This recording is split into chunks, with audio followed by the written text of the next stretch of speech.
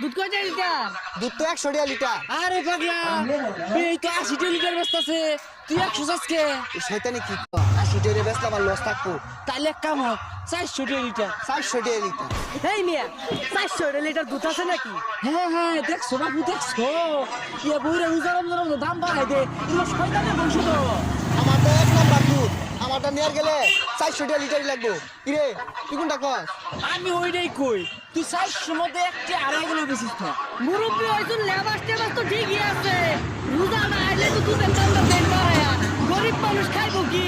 আইনে মুরব্বি না হইলে একটা কষ্ট মারতা। আরে মারতাম কি নগদে মাইরা দে আস্তা লেবাস দোস্তে শয়তান বদমাস, দুধের দাম কমে রাখুন যে হোক না গরিব মানুষ খাইবো। এখন তুই কিনো না দে ও শয়তান দেখছস ইয়াসলন হামলো ইল্লেগে শুকলা করে না ফাবরা মারুন লাগে হ্যাঁ নিয়ে যত দাম চাইছিস রাখ করে উঠছে